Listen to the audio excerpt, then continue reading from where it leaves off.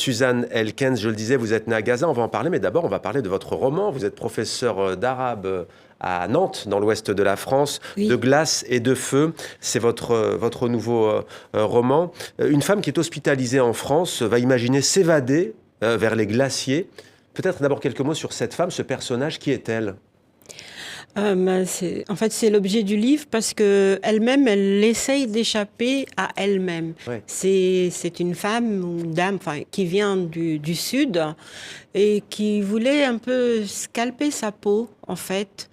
Et quand elle se retrouve malade, elle gît dans un hôpital avec une maladie très grave, logiquement mortelle. Mmh. Donc, par moment, elle va vers les glaciers pour échapper, pour dompter sa douleur. Mmh. Pourquoi les glaciers? Alors que normalement, on peut dire qu'elle pourrait aller vers les ergs du Sahara venant du sud, Vers la chaleur. vers Ouais. la chaleur, mais elle fuit, elle se fuit elle-même, elle fuit son peuple et elle veut se transformer en autre chose. Tantôt elle, tantôt je, tantôt Hind, tantôt Mathilde. Oui, Mathilde, bon, elle voulait être Mathilde Leben. Leben, c'est breton.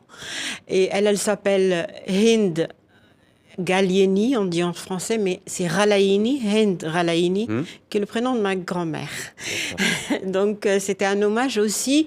Et comme on n'arrive pas dans le pays où elle vit, elle a vécu plusieurs exils, on n'arrive pas à dire le prénom Hind, le Ha n'est pas prononcé, Ralaini. Donc, elle veut échapper complètement à sa condition, à ses rhizomes ou son origine, un peu, si vous voulez. Mais en fait, pendant cette maladie, c'est quelque chose qui la rattrape. Parce qu'elle voulait fuir la rattrape, ouais. notamment à travers sa Palestine natale. Ouais. Et donc, il y a c'est sans nommer la Palestine dans le livre, vraiment, mais c'est on parle du thym, de l'huile d'olive, qui est un des mets du Moyen-Orient. Il y a des évocations. Voilà, et elle s'approprie de son corps malade, dissocié, elle veut se réapproprier sa terre, être elle-même la terre. Et puis aussi l'exil, c'est une question aussi par rapport à l'exil. Enfin, et comme cette dame, dans sa maladie, elle devait subir une greffe de moelle osseuse, donc très grave. Donc elle compare à un moment la greffe à l'exil. Ça prend ou ça prend pas. Comme une greffe. Ça prend un moment, ça prend pas un autre moment.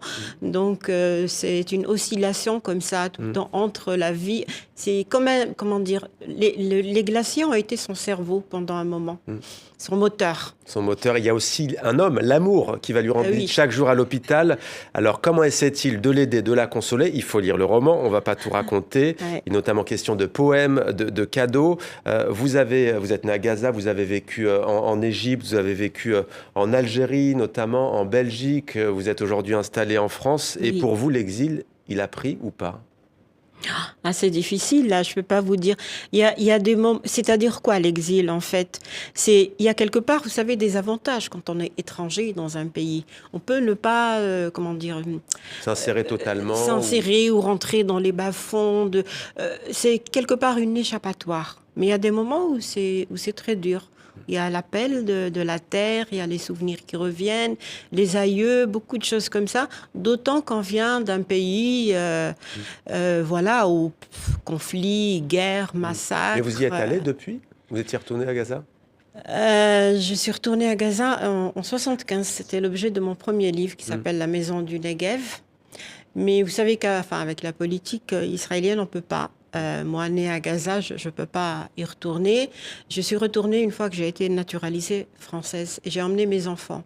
Une sorte de legs comme ça, une transmission. Peut-être elle est dure, mais bon, on verra ce qu'ils en font. Enfin, moi, eux, ils vivent pas ça comme moi. Et tant mieux pour eux. À eux de le vivre comme ils le peuvent, comme ils le veulent, comme il est possible de le vivre sur la situation actuelle entre Israël et Hamas à Gaza. C'est terrible. Enfin, moi qui suis née à Gaza, vous savez que Gaza a été le réceptacle de réfugiés qui sont venus de 48, de toute la Palestine. Moi, je suis originaire des vieilles familles de Gaza même, de Gaza, la vieille ville. Et maintenant, tout a été détruit. J'ai perdu beaucoup de membres de ma famille, beaucoup que je ne connais pas. parce qu'ils sont nés après, que j'ai pas le droit d'y retourner. J'ai été 2 fois, mais c'était en Cisjordanie, Ramallah, Jérusalem. Et Gaza, ça reste l'impossible. Mais vous regardez la télévision, les informations, vous coupez, vous lisez les journaux, vous écoutez la Je radio. coupe, je rallume, je coupe, je rallume, je coupe, je rallume, au gré de mes humeurs, de ce que je peux supporter.